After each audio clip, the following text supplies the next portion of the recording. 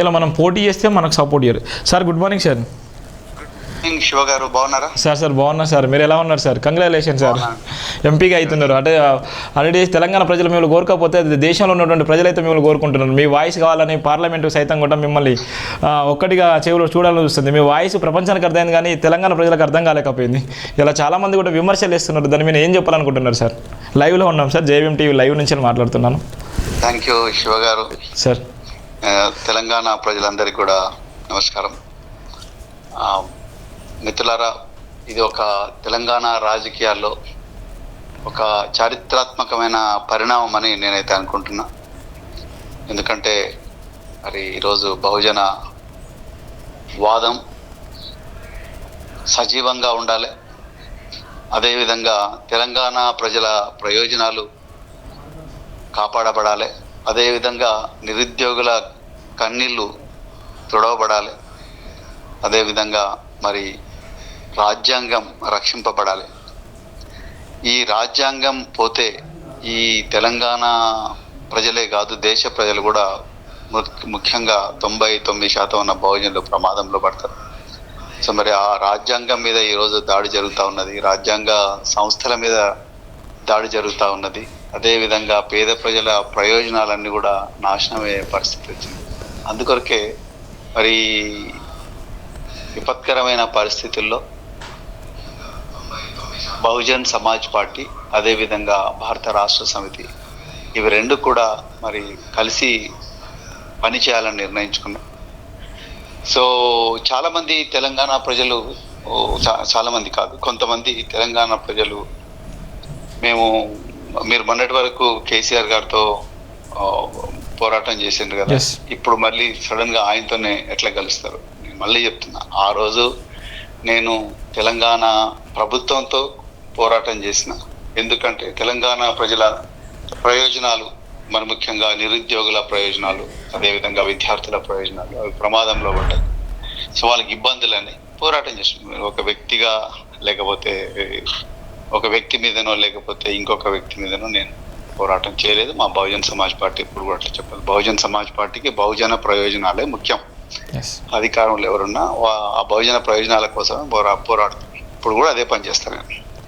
So కానీ ఇప్పుడు అసలు దేశంలో అస్తిత్వానికే, బహుజనుల అస్తిత్వానికే ప్రమాదం వచ్చి పడ్డది. సో అలాంటప్పుడు చిన్న చిన్న మనస్పర్ధలు, చిన్న చిన్న విషయాలు ఏమైనా ఉంటే అవి తర్వాత సార్ట్అవుట్ చేసుకోవచ్చు. ఇప్పుడు ఒక బలమైన కుట్ర జరుగుతున్నది, ఆ కుట్రను కాపాడుతా, అదేవిధంగా మరి బహుజనుల ప్రయోజనాలు రక్షించేందుకు, ఆ కుట్ర నుండి ప్రజలను కాపాడుతందుకు ఈరోజు మరి బహుజన్ సమాజ్ పార్టీ, అదేవిధంగా భారత రాష్ట్ర సమితి చేతులు కలపడం జరిగింది. ఇది ఒక గొప్ప మంచి పరిణామం అని అనుకుంటున్నా. ఇవాళ మరి కేసీఆర్ ఆనాడు బీఆర్ఎస్ ప్రభుత్వం సరిగా చేయలేదు అని చెప్పి తెలంగాణ ప్రజలు నమ్మి కాంగ్రెస్ ఓటేసిండ్రు. వాళ్ళు 4 నెలలైంది అధికారంలోకి వచ్చి. ఏం చేస్తున్నారు? ఎంతో మంది నిరుద్యోగులు ఇప్పటికి కూడా రోడ్లు ఎక్కుతున్నారు, ఎంతో మంది నిరుద్యోగుల కన్నీళ్ళు అట్లనే ఉంటున్నాయి. సో ఊర్లలో కరెంటు సరిగా ఉండట్లేదు, తర్వాత చెరువులలో నీళ్లు కూడా పోతున్నాయి. సో ఇవన్నీ కూడా అంటే రకరకాల సమస్యలు. ఇక కేవలం కాంగ్రెస్ పార్టీ ఎంతసేపు 6 గ్యారంటీలు చెప్తా ఉన్నది, కానీ విద్యార్థుల ప్రాణాలకు కానీ, లేకపోతే మరి మన రాజ్యాంగం ఇచ్చిన స్వేచ్ఛ, అది మతపరమైన స్వేచ్ఛ కావచ్చు, ఇంకే స్వేచ్ఛ కావచ్చు, ఆ స్వేచ్ఛలకు భంగం కలుగుతూ ఉన్నది. కేవలం ఈవెంట్ మేనేజ్మెంటే నడుస్తూ ఉన్నది కాంగ్రెస్ పార్టీలో తప్ప స్పష్టమైన వర్క్ అయితే నడుస్తలేదు. సో తెలంగాణకు ఒక స్పష్టమైన ప్రణాళిక, లేకపోతే తెలంగాణ ప్రజలను జీవితాలను సమూలంగా మార్చే ప్రణాళిక నాకైతే కనిపించలేదు కాంగ్రెస్ పార్టీలో. సో రాబోయే రోజుల్లో తప్పకుండా మీరు అన్నట్టుగా మరి తెలంగాణ ప్రజల ఆకాంక్ష బయటకు చెప్పలేకపోవచ్చు. ఇప్పుడు ఏదో దీని మీద చాలా మంది రకరకాలుగా కామెంట్ చేస్తున్నారు, కానీ ఇది ఒక గొప్ప పరిణామం అని నేను అనుకుంటున్నాను తెలంగాణ రాజకీయాలు. సో తెలంగాణ కాదు, ఈవెన్ దేశ రాజకీయాల్లో కూడా దేశంలో బహుజనులకు బెంజీ కుమారి మాయావతి గారి నాయకత్వం నడుస్తున్న బీఎస్పీ ద్వారా ఒక వాయిస్ దొరుకుతుంది. మరి ఈ వాయిస్ బలంగా వినిపించడం కోసం 99% ఉన్న బహుజనులు, బీసీలు, ఎస్సీలు, ఎస్టీలు, ముస్లిం మైనారిటీలు, క్రైస్తవ మైనారిటీలు, వాళ్ళ వాయిస్ దేశంలో చట్టసభల్లో బలంగా వినిపించడం కోసం ఒక వేదిక, మరి ఒక అవకాశం బెంజీ కుమార్ మాయావతి గారు కల్పించారు. అదేవిధంగా మరి ఈరోజు పెద్దలు కేసీఆర్ గారు కూడా ఆ వాయిస్ ఒక అవకాశం కల్పించారు. వారికి నా ధన్యవాదాలు. సార్ ఇంకోటి చిన్న సబ్మిషన్ సార్, తెలంగాణ ప్రజలు మీరు టీఎస్పీఎస్సీ విషయంలో మీరు కొట్లాడినట్టుగా కాళేశ్వరం విషయంలో మీరు 1,00,000 కోట్ల అవినీతి జరిగిందని మొట్టమొదటిసారిగా ప్రశ్నించింది మీరు. టీఎస్పీఎస్సీ ప్రక్షాళన జరగాలి, టీఎస్పీఎస్సీలో ఇలా ప్రభుత్వం ఇంత నెగ్లెన్స్ ఉందని కొట్లాడింది మీరు. అలాంటి సందర్భంలో ప్రజలందరూ, తెలంగాణ ప్రజలందరూ నిజంగా మిమ్మల్ని గుండెలు పెట్టుకున్నారు. అదే బీఆర్ఎస్తోని ఈరోజు పొత్తు పెట్టుకున్నారు కానీ నాకు ఓట్లు వేయలేదు కదా. ఎస్, గుండెలు పెట్టుకున్న ప్రజలు ఇలా అన్ఫార్చునేట్లీ దురదృష్టవశాత్తు వాళ్ళు మాకు ఎవరు ఓట్లు వేయలేదు. అంటే ఓట్లు వేయలేదంటే చాలా తక్కువ మంది వేశారు శివ గారు. సార్ సో అంటే బహుశా మేము కొంత రాజకీయ వ్యూహాన్ని మార్చాల్సిన అవసరం ఉందేమో అన్నది అనిపించింది. అదేవిధంగా తెలంగాణ ప్రజలు చాలా మంది కూడా సార్ మీరు ఒక్కసారిగా మీరు లేలేరు, కొంతమంది బలమైన వ్యక్తితోని బలమైన పార్టీతోని మీరు పొత్తు పెట్టుకొని అయితే మీకు కొంత ఇంకా బలం చేకూరుతుంది. ఇప్పుడిప్పుడే చిగురిస్తున్న వాదం ఇది. సో అందుకొరకు కొంత బలంగా ఉన్న వాళ్ళతోనే పొత్తు పెట్టుకోండి అని చెప్పడం జరిగింది. సో అందుకొరకే మరి మేము ఈ నిర్ణయం తీసుకున్నాం. అంటే ఎమ్మెల్యే ఎలక్షన్లో మీకు ఓట్లు వేయాలి అన్న ఉద్దేశంతోనే ఈరోజు మీరు బీఆర్ఎస్తో పొత్తు పెట్టుకున్నారా? ఎమ్మెల్యే ఎలక్షన్లో ఓట్లు వేయలేదన్న ఉద్దేశంతోనే కాదండి. భారతదేశంలో ఇవాళ రాజ్యాంగం ప్రమాదంలో ఉన్నది. భారతదేశంలో బహుజనుల బతుకులు బజారున పడ్డాయి. సో అందుకొరకే ఆ రాజ్యాంగాన్ని రక్షించడం కోసం, రాజ్యాంగం ఇచ్చిన హక్కులను రక్షించుకోవడం కోసం, రిజర్వేషన్లను రక్షించుకోవడం కోసం, ప్రైవేటు రంగంలో కూడా రిజర్వేషన్లు తీసుకురావడం కోసం, బహుజనుల ప్రయోజనాల కోసమే ఇవాళ ఒక చారిత్రాత్మకమైన అవకాశాన్ని మేము తీసుకున్నాము. సో ఇది తెలంగాణ ప్రజల్లో చాలా మందిలో ఆకాంక్ష ఉంది. ప్రవీణ్ కుమార్ సార్ చట్టసభల్లో ఉంటే బాగుంటుంటాయి, బీఎస్పీ వాదం కూడా చట్టసభలో వినిపించాలని. కానీ దురదృష్టవశాత్తు ప్రజలు అసెంబ్లీ ఎలక్షన్లో అర్థం చేసుకోలేకపోయాను. మేము ఒక ప్రయోగం చేస్తున్నాం, ఏంటి పార్లమెంట్ ఎలక్షన్లో తప్పకుండా ప్రజలు ఆస్వాదిస్తారని అనుకుంటున్నాము. సో నేను ఎక్కడున్నా ఎప్పుడున్నా బహుజనుల ప్రయోజనాల గురించి నేను మాట్లాడుతాను. మీరు ముఖ్యమంత్రి రేవంత్ రెడ్డి గారికి జరగడం లేదు ఈ దేశంలో సామాజిక ముఖ్యమంత్రి రేవంత్ రెడ్డి గారికి మీరు సన్నిహితంగా ఉండేటువంటి పరిస్థితి ఉంది. మిమ్మల్ని ప్రెస్ క్లబ్లో కానీ ఎక్కడ సందర్భంలో కానీ మీరు ప్రశ్నించిన సందర్భం ఉంది. ఆ సందర్భంలో అధికారంలో ఉన్నటువంటి పార్టీతోని మీరు జతగట్టి నిజంగా ఎంపీ సీటు తీసుకొని ఇదే ప్రశ్నించవచ్చు కదా పార్లమెంట్లో, ఇదే భోజనాల కోసం. అధికారంలో ఉండే పార్టీ ఏమి చేయడం లేదు కదా శివ గారు. వాళ్ళు ఏం చేస్తున్నారు చెప్పండి. వాళ్ళకి ఎక్కడ క్లారిటీ ఉన్నది? ఎక్కడ చూడు దౌర్జన్యాలు జరుగుతూనే ఉన్నాయి. మొన్న జనవాడలో ఘోరమైన దౌర్జన్యం జరిగింది. క్రిస్టియన్స్ పైన దాడులు, క్రైస్తవుల మీద, మాదిగల మీద ఏం చేశారు? ఇక్కడ ముఖ్యమంత్రి గారు కనీసం అసెంబ్లీలో ఒక స్టేట్మెంట్ కూడా ఇవ్వకపోయారు. ఎవరి ప్రయోజనాల కోసం ఉంది ఈరోజు కాంగ్రెస్ ప్రభుత్వం? కనీసం అసెంబ్లీలో ఒక 2 నిమిషాలు మాట్లాడొచ్చు కదండి. అవును, ఎక్కడ పోయింది మరి? ఎందుకు మాట్లాడడం లేదు ముఖ్యమంత్రి?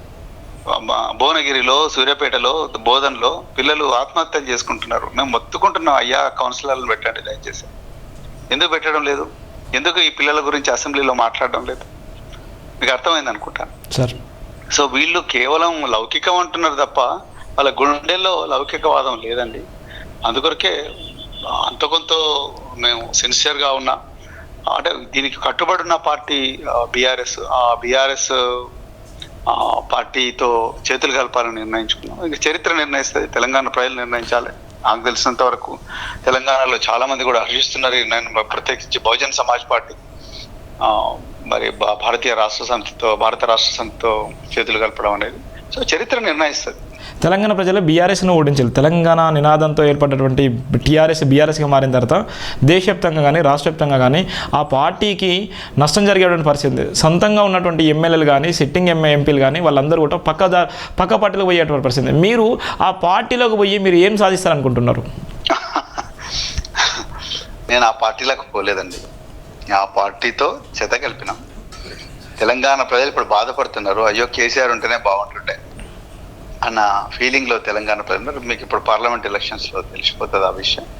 సో మీరు గ్రామీణ ప్రాంతాల్లో పోయినప్పుడు వీళ్ళు చేసేది ఓన్లీ 6 గ్యారెంటీల డ్రామా అనేది తప్ప దానివల్ల తెలంగాణ ప్రజలకు పెద్దగా ప్రయోజనాలు కొనుగోలు లేదనేది చాలా క్లియర్గా అర్థమవుతున్నది. సో అంతే తప్ప మన ఉపరితలంలో వీళ్ళు సోషల్ మీడియా వేదికగా, మెయిన్ స్ట్రీమ్ మీడియా వేదికగా చేస్తున్న దాడి గురించి ఏమాత్రం పట్టించుకోవాల్సిన అవసరం లేదు. సో తెలంగాణ ప్రజల ఆకాంక్షలు వాళ్ళకి తెలిసిపోయింది. వీళ్ళు ఓన్లీ 6 గ్యారెంటీల పేరుతో గారడీ చేస్తున్నారు తప్ప వీళ్ళు తెలంగాణ ప్రజలకు న్యాయం చేస్తారని అయితే అనుకోవడం లేదు. వాళ్ళ మీద ఆల్రెడీ తెలంగాణ ప్రజలకు అర్థమైపోయింది, వీళ్ళు కేవలం గారడి మాత్రమే చేస్తున్నారు. అంటే కేసీఆర్ని తెలంగాణ ప్రజలు మళ్ళీ కోరుకుంటున్నారా పార్లమెంట్ ఎన్నికలు కానీ? మీరు చూస్తారు కదా, బీఎస్పీ బీఆర్ఎస్ చాలా గొప్ప ఫలితాలు తీసుకురాబోతున్నారు. లౌకికవాదం వేరు, సెక్యులరిజం వేరు, ఇప్పుడు ఉన్నటువంటి భోజనవాదం కూడా వేరు. భోజనవాదాన్ని కూడా గతంలో కూడా ముఖ్యమంత్రి కేసీఆర్ ఉన్న సమయంలో అవమానించిన సందర్భాలు ఉన్నాయి. మీకు కూడా తెలిసి, మీరు కూడా అనేక సందర్భాల్లో ప్రశ్నించిన సందర్భాలు. ఇలా ఆ భోజనవాదం ఇలా ముఖ్యమంత్రి, మాజీ ముఖ్యమంత్రి చేతిలో ఇలా బలపడుతుంది. నిజంగా అందరికి న్యాయం జరుగుతుందని మీరు భావిస్తున్నారా? భావిస్తున్నాను, తప్పకుండా భావిస్తున్నా, బలపడుతుందని అనుకుంటున్నాను. ఓకే, అంబేద్కర్ని అవమానించింది కదా అనేక సందర్భాల్లో. పంజగుట్టల నుంచి మొదలుకుంటే, అంబేద్కర్ భవనానికి నుంచి మొదలుకుంటే, పెట్టినటువంటి ప్రగతి భవన్లో ఉన్నటువంటి అంబేద్కర్ ఫోటోస్ కూడా తీసి పక్కనేసినటువంటి పరిస్థితిలో మీరు ఇలా జతగట్టడంలో చాలామంది కూడా ఇలా ఇబ్బందులు పడే అనే పద్ధతి. భోజన నినాదాన్ని అమ్ముకున్నాడు ఆర్ఎస్ ప్రవీణ్ కుమార్ అనేటువంటి విమర్శలు కూడా వస్తున్నాయి. అలాంటి విమర్శకులందరికీ కూడా నేను చెప్పేది ఒకటే, దయచేసి మీరు బహుజనవాదాన్ని ప్రవీణ్ కుమార్ అమ్ముకున్నాడు అని అంటున్నారు కదా, మీరు దయచేసి మీరు కూడా రాండి, అందరం కలిసిపోదాం ప్రజల దగ్గరికి, బహుజనవాదం గురించి చెప్దాం.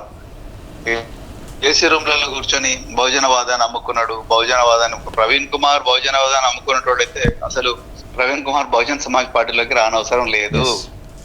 దయచేసి అవునా కదా కృష్ణ? ప్రవీణ్ కుమార్ లేదు, మరి ప్రవీణ్ కుమార్ ఇప్పటికి కూడా బాబాసాహెబ్ అంబేద్కర్, తర్వాత కాన్షీరామ్ గారు, తర్వాత అదేవిధంగా మహాత్మా జ్యోతిరావు ఫూలే గారు, మరి వీళ్ళందరి ఆలోచనల మేరకే, వాళ్ళ ఆలోచనల మేరకు పుట్టిన బహుజన్ సమాజ్ పార్టీలో చేరిండు ప్రవీణ్ కుమార్.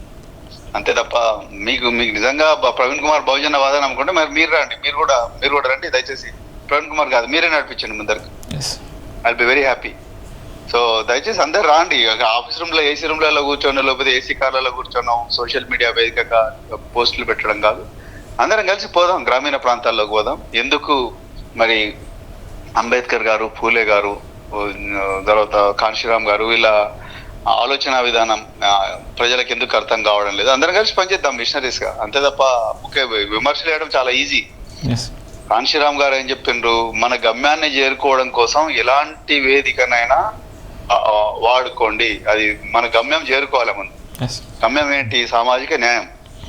ఎందుకు ఇప్పుడు మీరు ఒక పెద్ద ఛానల్, ఒక సెటిలైట్ ఛానల్ ఎందుకు పెట్టలేకపోతున్నారు? ఇప్పుడు కూడా మీరు ఒక యూట్యూబ్ లాగానే ఎందుకున్నారు? మరి మిగతా వాళ్ళందరూ ఎందుకు పెద్ద పెద్ద మీడియా హౌస్లు పెట్టుకున్నారు? మీకు లేనిదేంది, వాళ్ళకు ఉన్నదేంది? ఆ సామాజిక న్యాయం కోసమే ఈ రోజు బహుజన్ సమాజ్ పార్టీ పోరాడుతున్నది. రాబోయే రోజుల్లో కూడా అదే పోరాటం చేస్తాం. కొన్ని విషయాల్లో కాంప్రమైజ్, సామాజిక న్యాయం విషయంలో కాంప్రమైజ్ కాము. ఇప్పుడు ఉన్నటువంటి సందర్భంలో సార్ 17 పార్లమెంటు నియోజకవర్గాలని, 17 పార్లమెంట్ నియోజకవర్గాలకు సంబంధించి అన్ని పార్లమెంట్ నియోజకవర్గాలతో పొత్తు పెట్టుకుంటారా? ఓన్లీ నాగర్ కర్నూలు, వరంగల్ అనే చెప్తున్నారు. ఈ రెండేనా? ఈ పొత్తుల విషయంలో ఇంకా క్లారిటీ, అంటే ఐ మీన్ సార్, కానీ ఎన్ని సీట్ల లో ఎవరు పోటీ చేయాలనేది ఇంకా కొంత స్పష్టత రాలేదు. వచ్చిన వెంటనే మేము చెప్తాం. గతంలో జనసేన పార్టీను టీడీపీ ఇప్పుడు కూడా కలిసింది సార్. అనేక పార్టీలు కలిసినప్పుడు కూడా వాళ్ళ విమర్శలు లేదు. ఓన్లీ ఆర్ఎస్ ప్రవీణ్ కుమార్ ఒక బీఎస్పీ పార్టీ మామూలుగా కలిసినందుకే మొత్తం చర్చ పెడుతున్నారు. ఈ ఎంతవరకు దీన్ని సమంజసం అంటారు? ఈ సమాజానికి ఏం చెప్పాలనుకుంటున్నారు? ఇలా అగ్రవర్ణ పార్టీలు మీరు అన్నారు కదా ఇప్పుడు మీడియాలో, ఇలా చాలా చక్కగా చెప్పారు. రేవంత్ రెడ్డి గారు మొదట బీఆర్ఎస్ లో ఉండి, దాని తర్వాత టీడీపీలకు వచ్చి, టీడీపీల నుంచి మళ్ళీ బీఆర్ఎస్ లకు వచ్చి, ఏబీవీపీలో పనిచేసి, ఆర్ఎస్ఎస్ లో పనిచేసి, ఏబీపీలో పనిచేసి, తెలుగుదేశంలోకి వచ్చి, బీఆర్ఎస్ లకు వచ్చి, మళ్ళీ కాంగ్రెస్ లకు పోయి, టీడీపీలకు పోయి, ఎన్ని పార్టీలు మారినా, లేకపోతే ఇంకెవరైనా ఎన్ని పార్టీలు మారినా, జగన్మోహన్ రెడ్డి గారు పోయి నరేంద్ర మోడీని కలిసినా, లేకపోతే ఇంకేమేం చేసినా కూడా వాళ్ళ మీద ఎవరు మాట్లాడరండి. సో ప్రవీణ్ కుమార్ అనే విషయంలో వచ్చేవరకే భూతద్దంలో పెట్టి చూస్తారు. సో అంటే ఇక్కడే సామాజిక న్యాయం, వివక్ష ఇవన్నీ ఉంటాయి. కానీ నేను వాటిని పట్టించుకొని శివ గారు, నాకు క్లారిటీ ఉంది, నేను ఏం చేస్తున్నానో నాకు క్లారిటీ ఉంది, నా గమ్యం మీద నాకు అద్భుతమైన క్లారిటీ ఉంది. నేను దానికోసం బతుకుతున్నా. నా గమ్యాన్ని నిర్ణయించిందే నేను నమ్ముకున్న ఐడియాలజీ. సో అది ఆ ఐడియాలజీ కోసమే నేను పనిచేస్తా. నేను ఆ వర్గాల ప్రజల కోసమే నా శేష జీవితాన్ని అంకితం చేస్తాను. నా మీద ప్రవీణ్ కుమార్ అట్లా చేయకుండా, ఇట్లా చేయకుండా, అమ్ముడు పోయిండు, వాళ్ళందరూ మా ఇళ్ళకి వచ్చి చూస్తే తెలుస్తుంది. మేము ఎట్లా బతుకుతున్నామో వచ్చి చూస్తే తెలుస్తుంది. సో మా పిల్లలను మేము ఎట్లా పెంచుతున్నామో చూస్తే తెలుస్తుంది. సో ఇవన్నీ మా ఇళ్ళల్లో మా అమ్మ ఎట్లా బతుకుతున్నది, మా అక్కలు వదినలు వాళ్ళు ఎట్లా బతుకుతున్నారు, అవన్నీ చూస్తే తెలుస్తుంది. ఒకే సోషల్ మీడియా వేదికగా 4 thumbnails పెట్టవచ్చు, లేకపోతే 4 డిజైనింగ్లు చేయొచ్చు అని చెప్పి ఏదో ఇంటర్నెట్ ఫ్రీగా దొరుకుతున్నది కాబట్టి, సెల్ ఫోన్లో యాప్లు ఉన్నాయి కాబట్టి ఏది చేసినా నడుస్తుంది అనుకున్న వచ్చి మా జీవితాలు చూడండి ఒకసారి, మా ఇంట్లో చూడండి, నేను బతుకుతున్న పరిస్థితులు చూడండి, అప్పుడు అర్థమవుతుంది. సార్ ఫైనల్గా నరేంద్ర మోడీ మొన్న పర్యటన చేసిన సందర్భంగా, హైదరాబాద్ పర్యటన చేసిన సందర్భంగా మొట్టమొదటిసారి రేవంత్ రెడ్డి సీఎం హోదాలో కలిసిన సందర్భంగా అన్నదమ్ములాగా మనం కలిసి పని చేద్దాం, ఏది ఏమైనప్పటికీ నేను సహకరిస్తా అని చెప్పడం జరిగింది. అక్కడ రాహుల్ గాంధీని జైల్లో వేసి నిజంగా ఇబ్బందులకు గురి చేసిన సందర్భం ఉంది. ఇక్కడనో కలుసుకున్నారు, అక్కడనో సొంత పార్టీ అధినేత. ప్రజలకు చాలా మంచి విషయం, తెలంగాణ ప్రజలకు ఇప్పటికైనా క్లారిటీ రావాలి. వీళ్ళిద్దరూ దొందే, బీజేపీ ఇక్కడ ఉండే కాంగ్రెస్ ప్రభుత్వం రెండే. వాళ్ళిద్దరు అన్నదమ్ములే, ఒకటే తానులో ముక్కలు. వీళ్ళ వల్ల తెలంగాణ ప్రజలకు ఈ దమ్మిడి కూడా న్యాయం జరగదు. ఆవగింత కూడా న్యాయం జరగదు. వీళ్ళు కేవలం వాళ్ళ ప్రయోజనాల కోసం మాత్రమే ఈ అధికారం చేజిక్కించుకున్నారు తప్ప వీళ్ళ వల్ల పేద ప్రజలకు జరిగే ప్రయోజనం శూన్యం. ఏమనంటే మేము ఫ్రీగా బస్ సర్వీస్ ఇచ్చినాం కదా, మీకు 1000 రూపాయలు ఇస్తున్నాం కదా, లేకపోతే గ్యాస్ సిలిండర్ ధర తగ్గించినాం కదా. ఇవి కాదండి తెలంగాణ ప్రజలకు కావాల్సింది. తెలంగాణ ప్రజలకు, మరి ముఖ్యంగా బహుజన వర్గాలకు, ఎస్సీ ఎస్టీ బీసీలకు, మైనారిటీలకు, పేదలకు కావాల్సింది వాళ్ళ ఆర్థిక స్వాతంత్రం. వాళ్ళు కూడా మీలాగా జూబ్లీ హిల్స్ లో ఇల్లు కట్టుకునే అవకాశం రావాలి. వాళ్ళు కూడా మీలాగా బెంచ్ కార్లలో తిరిగే అవకాశం రావాలి. వాళ్ళు కూడా మీ బిడ్డలు చదువుకున్నట్టుగా విదేశాలకు పోవాలి. వాళ్ళు కూడా డాలర్లు చూడాలి. మీరు విదేశాల నుంచి గిరిజన బిడ్డలు వీళ్ళందరూ కూడా రోజు ఫోన్ చేస్తున్నారు. ఫోన్ చేసి మాకు కనీసం ఇది కూడా స్కాలర్షిప్ కూడా రావడం లేదు సార్ అంటున్నారు. అంటే ఇక్కడ లేని రూల్స్ పెట్టి వాళ్ళ నోట్ల మట్టి కొడుతున్నారు. మరి ఎక్కడ పోయినారు సీతక్క గారు, ఎక్కడ పోయినరు ఇక్కడ ఎస్సీ ఎస్టీ వర్గాలకు చెందిన ఎమ్మెల్యేలు? ఎందుకు మాట్లాడతారు వారు దీని గురించి? ఆర్థిక స్వాతంత్రం గురించి ఎందుకు మాట్లాడతలేరు? సో వాళ్ళు ఇద్దరు, నరేంద్ర మోడీ గారికి క్లారిటీ ఉన్నది, రేవంత్ రెడ్డి గారికి క్లారిటీ ఉన్నది. వీళ్ళిద్దరూ ఆర్ఎస్ఎస్ ఎజెండాను తూచా తప్పకుండా పాటిస్తున్నారు. రాహుల్ గాంధీ అక్కడ ఎన్ని చేసినా కూడా చివరికి అతను కూడా ఆర్ఎస్ఎస్ భావజాలన్నే ఇంప్లిమెంట్ చేస్తున్నాడు. చాలా క్లియర్గా అర్థమవుతున్నది. ఇంకా వీళ్ళు కొత్తగా ఉన్నది, వీళ్ళు కాంగ్రెస్ వాళ్ళు పరిపాలించిన రాష్ట్రాలు రాజస్థాన్, మధ్యప్రదేశ్, రాజస్థాన్, ఛత్తీస్గఢ్లో ఏమైనా సామాజిక న్యాయం వచ్చిందా? వస్తే ఎంత మేరకు వచ్చింది? ఏం చేసిండ్రు సామాజిక న్యాయంలో వీళ్ళు? సో తెలంగాణలో సామాజిక న్యాయం సార్, తెలంగాణలో సామాజిక న్యాయమే నన్ను గెలిపించిందని పదే రేవంత్ రెడ్డి చెప్తున్నారు, ఆ టీం అంతా కూడా చెప్తున్నారు. ప్రజలకు సామాజిక న్యాయం గెలిపించుంటే ఎందుకు జనవాడకు రాలేదు? ఎందుకు రాలేదండి ఆయన? ఎందుకు రాలేదు? మరి జనవాడకి ఆయన హోంమంత్రి కదా, ఎందుకు రాలేదు? ఎందుకు అసెంబ్లీలో మాట్లాడలేదు దాని గురించి? ఎందుకు మరి సామాజిక న్యాయం అయితే వెల్ఫేర్ హాస్టల్లో పిల్లలు చచ్చిపోతున్నారు, వాళ్ళ గురించి ఎందుకు మాట్లాడలేడు? మంత్రులు స్పందించారు కదా. ఎవరు స్పందించింది? ఏ మంత్రి? సీతక్క గతంలో పిల్లలు చనిపోతే పిల్లల విషయంలో ఒక కమిటీ వేసింది. ఎక్కడ కమిటీ వేసింది? ఆ కమిటీ ఏం రిపోర్ట్ ఇచ్చింది? సో శివ గారు, ఇవన్నీ చెప్పడానికి ఇది అధికారం ఉంది, పత్రికలు మన చేతిలో ఉన్నాయని చెప్పేసి మాట్లాడడం ఈజీ. చేసి చూపించాలి, నీ సిద్ధాంత నిబద్ధత చేసి చూపించుకోవాలి, నిరూపించండి. అంతే తప్ప ఊకే నేను సామాజిక న్యాయం అన్ని స్థాయికి తీసుకొచ్చింది ఏంది? ఎక్కడ పోయినా మరి? ఎందుకు రాలేదు వీళ్ళు? మినిస్టర్, ఉప ముఖ్యమంత్రి ఎందుకు రాలేదు? ముఖ్యమంత్రి ఎందుకు రాలేదు? సీతక్క గారు ఎందుకు పోతలేరు? వాళ్ళ కుటుంబాల దగ్గరకు పోయినరా? సార్ వాళ్ళకి ఏం చెప్పిండ్రు? వాళ్ళకి ఏమైనా ఉద్యోగాలు ఇచ్చిండ్రా? లేకపోతే ఇంకో పిల్ల చనిపోకూడదు, ఇంకో బిడ్డ చచ్చిపోకూడదు ఏమైనా చర్యలు తీసుకున్నారా? ఇవన్నీ చెప్పడానికి ఈజీగా ఉంటాయండి. ఏదో 4 పత్రికల చేతిలో ఉన్నాయి, మీ సెక్రటరీలో కూర్చున్నామని మాట్లాడడం కాదు, గ్రౌండ్లోకి రావాలి. సార్ ఫైనల్గా బీఆర్ఎస్ బీఎస్పీ పొత్తు ఎన్ని ఫలితాలు వస్తాయి అనుకుంటున్నారు? ఇప్పటికైనా జనం, తెలంగాణ ప్రజలు నిజంగా 17 సీట్లైనా గెలిచేటువంటి పరిస్థితి ఉంటుందా? ఈరోజు బీఆర్ఎస్తో జతగట్టిన తర్వాత మీ ఇద్దరు ఆనందం కానీ, ఆయన ముఖ్యమంత్రి గారు నిజంగా 4 నెలల పదవి పోయిన తర్వాత ఆయన నవ్వడం మీతోనే అనుకుంటా ఈ ఫోటోలో. మీరు లైవ్ కూడా చూస్తున్నారు. మీరు కలిసినటువంటి గతంలో ఏ విధంగా అయితే హ్యాపీగా కలిసిల్లో, ఏ విధంగా అయితే మీరు పదవిలో ఉన్నప్పుడు, సెక్రటరీగా ఉన్నప్పుడు ఇదే తరహాలో మీకు అవకాశం ఇచ్చినప్పటి నుంచి మొదలుకుంటే మళ్ళీ లాస్ట్ ఎండ్ అయిన తర్వాత ఆయన బయటకు వచ్చిన తర్వాత మొట్టమొదటిసారి నవ్వు మీతోనే అనుకుంటా. ఏ విధంగా అనిపించింది మీకు? ఇది చాలా మంచి పరిణామం అండి. అంటే ఇక మీకు ముందరనే చెప్పిన వారు కూడా చాలా హ్యాపీగా ఫీల్ అయినారు. అంటే ఇది ఒక పరస్పర సహకారం ఇది, అంతే తప్ప నేను వారి ఆలోచన విధానంలో నేను నడవడం, నా ఆలోచన వాడు ఒకరి ఆలోచనలు ఇంకొకరు గౌరవించుకోవడం.